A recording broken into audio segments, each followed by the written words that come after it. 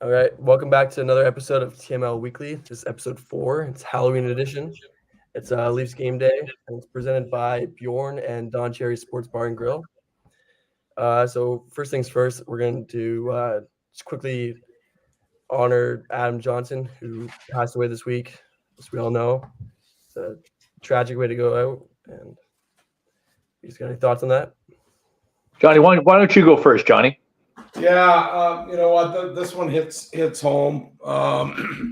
When I was playing junior back in the '80s, there was a guy out here, and forgive me if I'm wrong. I want to say the kid's name was Danny Faulkner, and he played for the Dartmouth junior team, and he got his neck sliced, and the trainer was able to pinch it off and save his life. But then there was a Clint Malarchuk in Buffalo.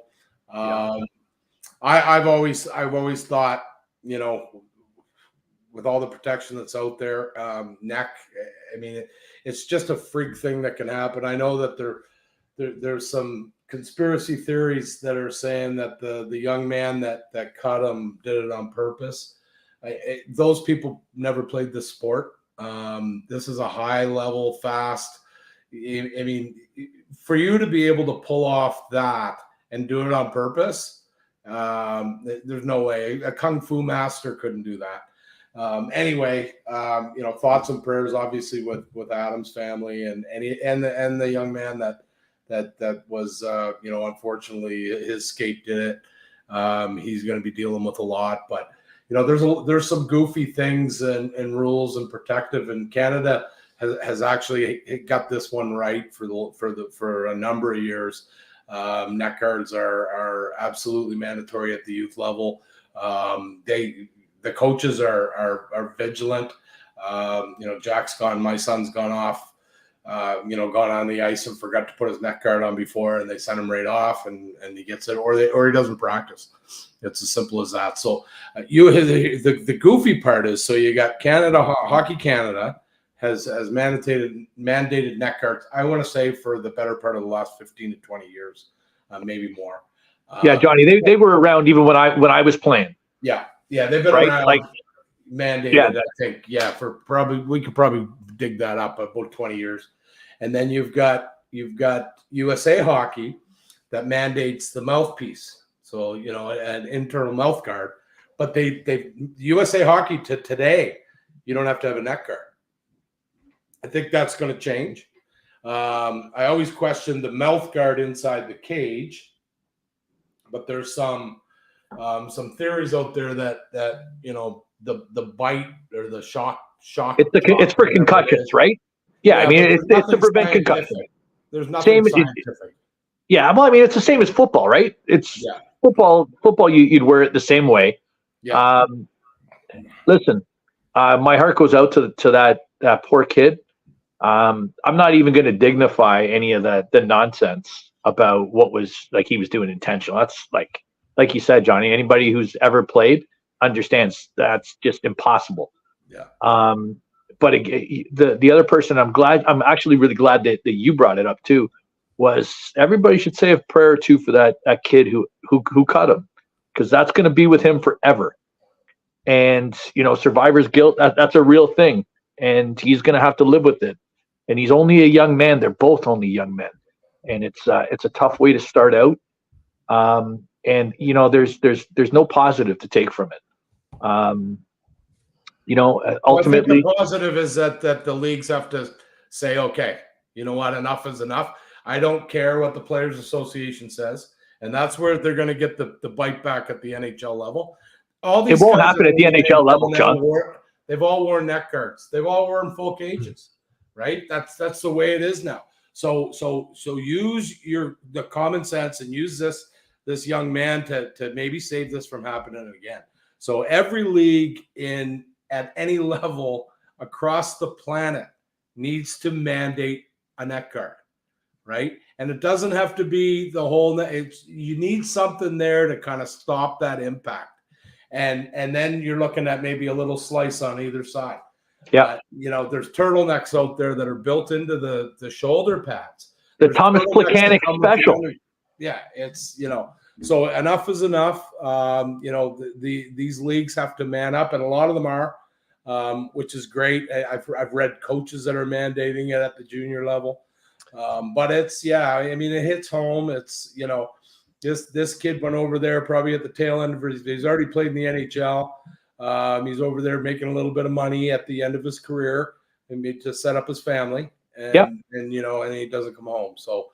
I feel bad for the fans that were there at the rink, because from what I understand, it was horrendous, absolutely horrendous.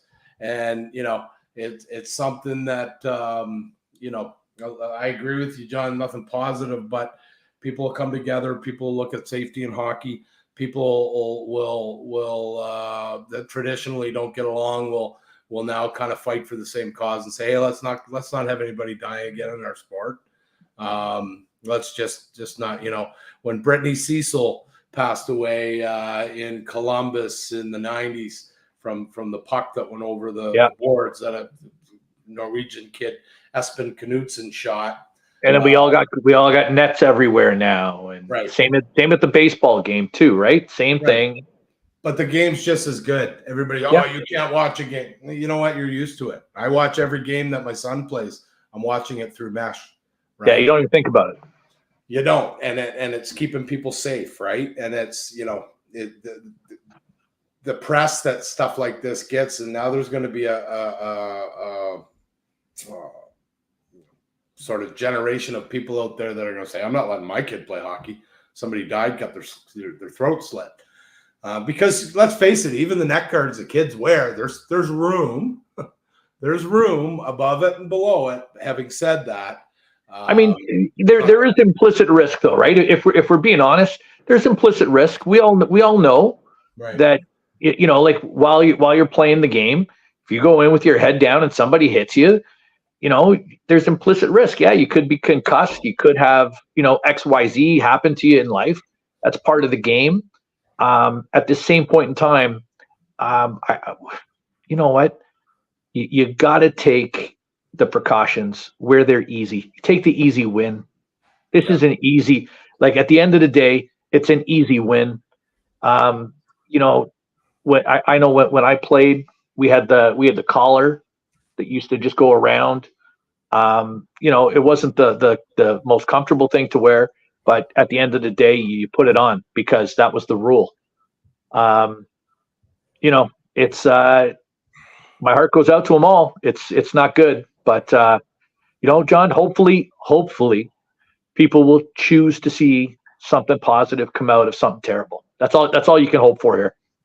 You would have worn it all the way up, Nolan. You would have had it when you were starting, right? Yeah. It's been enforced all of my life. Even now in intramural hockey, it's still enforced. John, I started in '85, and we had it on me when I was playing. Right, so it's been around. Like, this is not new. One positive to be taken out from this is the Penguins AHL and ECHL affiliates both made it mandatory for their players to wear them. Good. Going forward. Yeah, guys have to man up here, and the Players Association do the right thing. The leaders of the Players Association from the player level need to basically jump on board of this. This isn't a political thing. This is saving somebody's life. Yeah, because that could have happened in the NHL just as easily as it happened over there.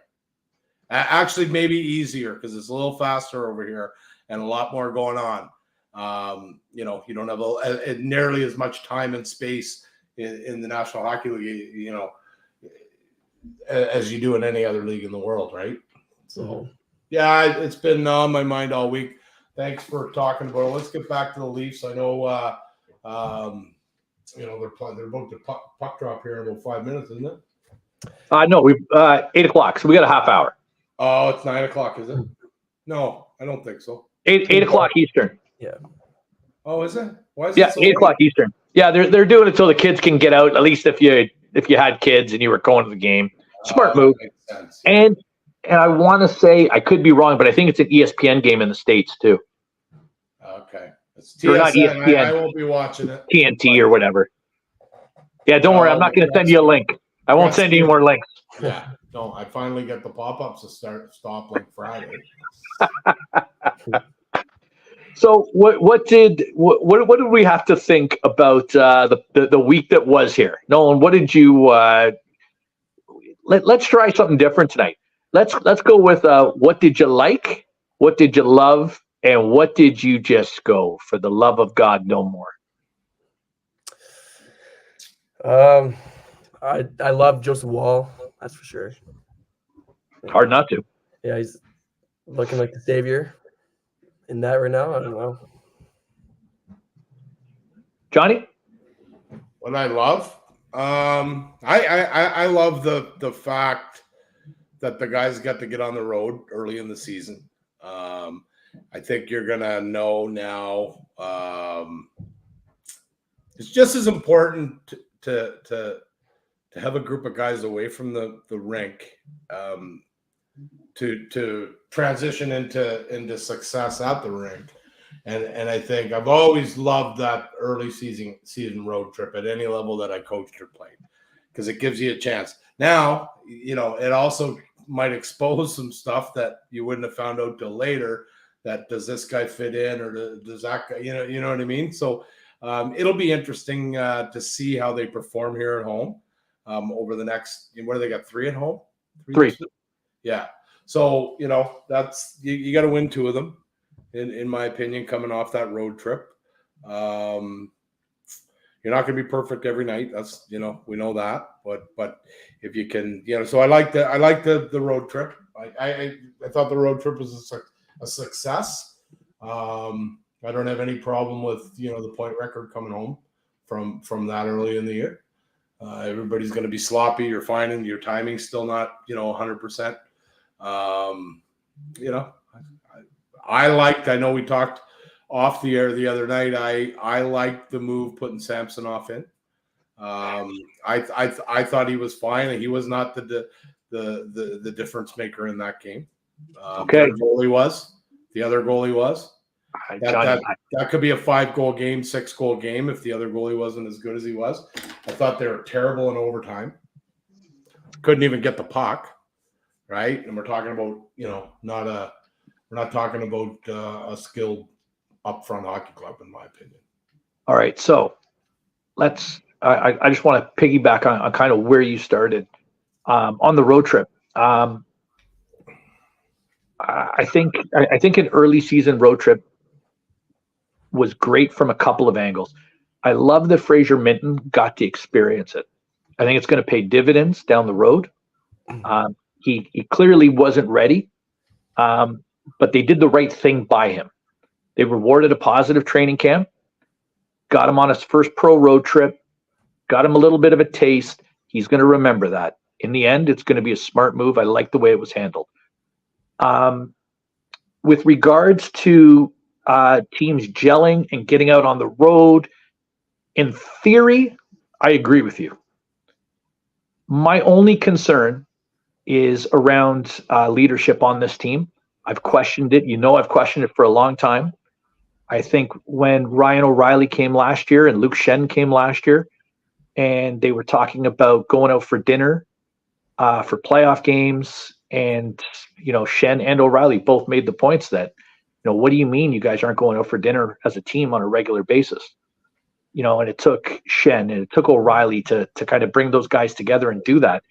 I only hope that is carried out now and becomes a regular focal point, and we don't end up with the click type thing. I think that's dogged us in the past. I hope guys like Ryan Reeves and the Spirit Committee that he's on kind of keeps that in tune. In looking at I couldn't disagree with you anymore, John. That, like, flat out, that Samsonov was not to blame. I think it's twofold. Not shockingly, I can't believe that the coach would take a team that was tired with a goalie that was struggling, had just gone to the press and said that he was having a tough time mentally and wasn't sure where his game was, and then took a tired team and put him in front of him. I don't think that was a responsible coaching move. That first goal, I'm sorry, again, was Samsonov not being positionally sound. He's cheating to the far side. He's got his pad off the ice. If he's positionally sound, that's an easy save. The puck's not in the net. The second goal, I'm not mad at the second goal. That second goal gets scored on every goalie in the NHL.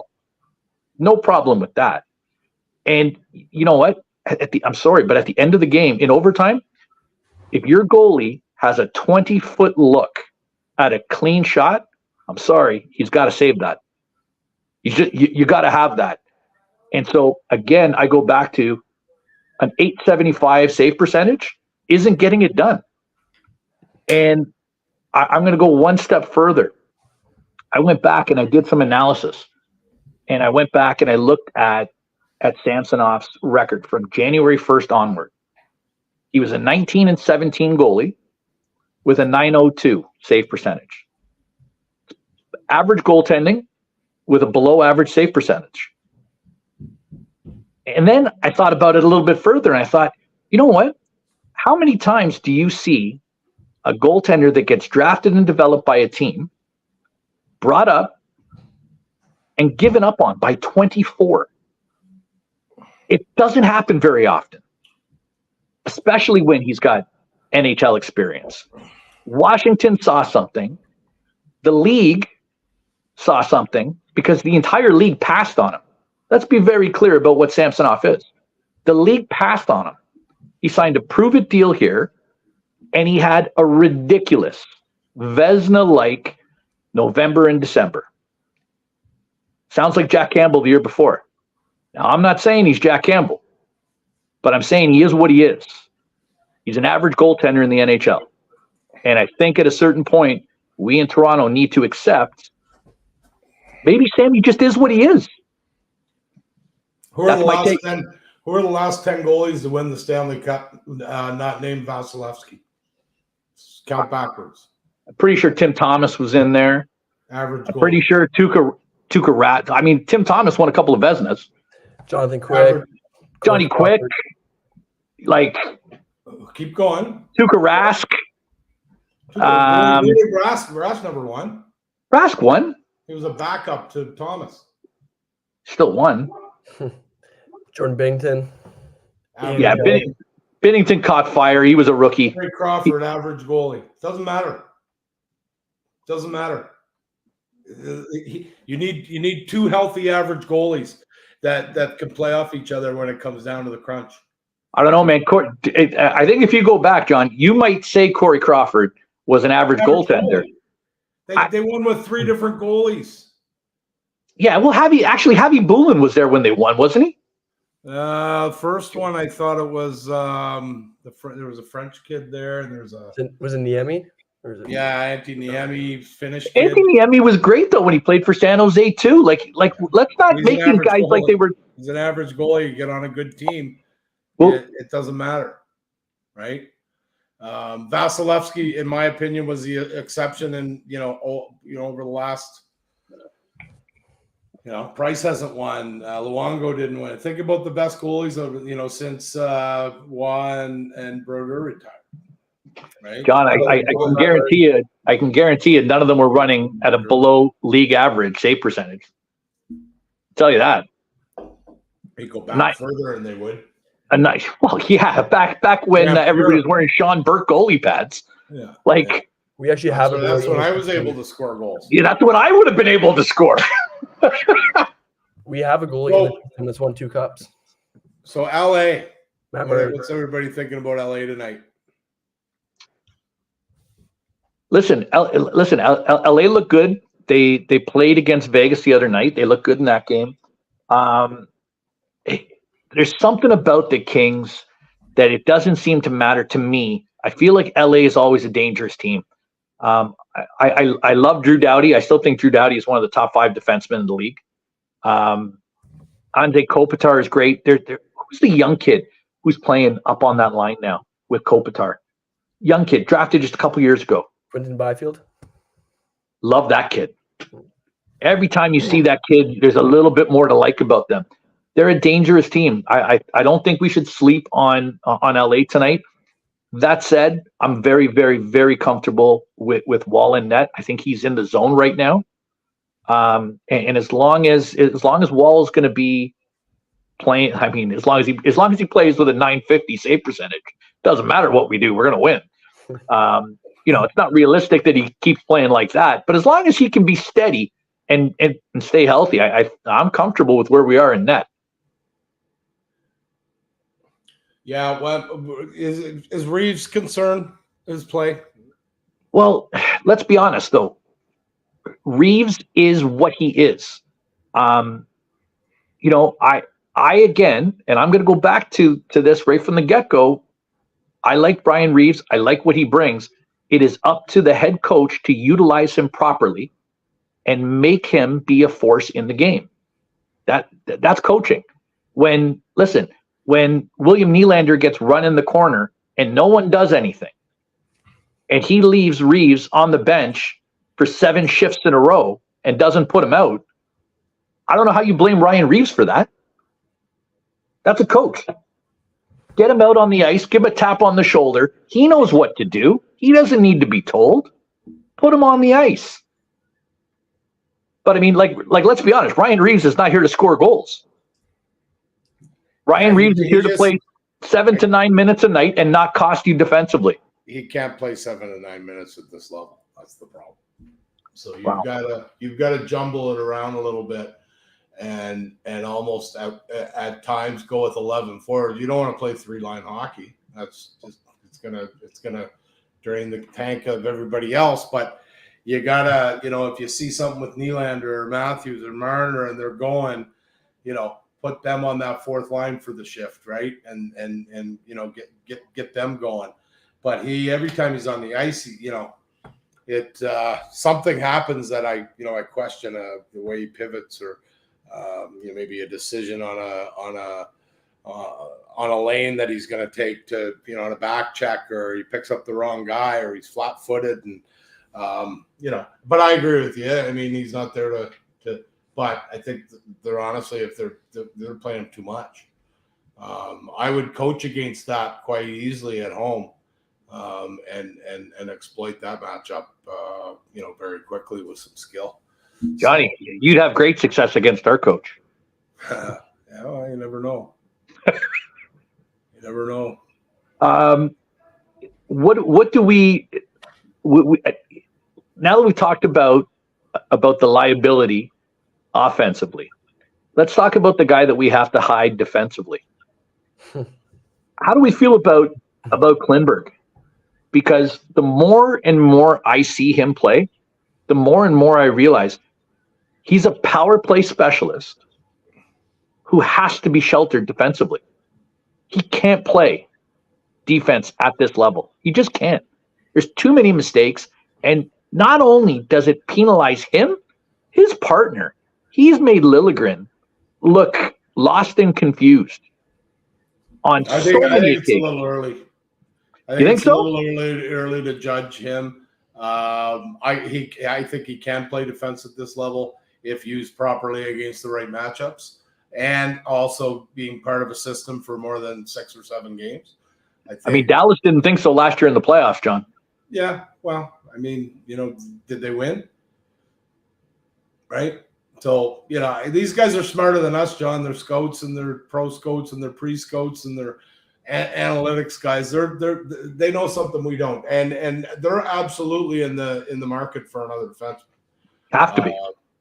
Desharnais from Edmonton is one, although to me he's a project, but an intriguing project. But no, they're in on every single.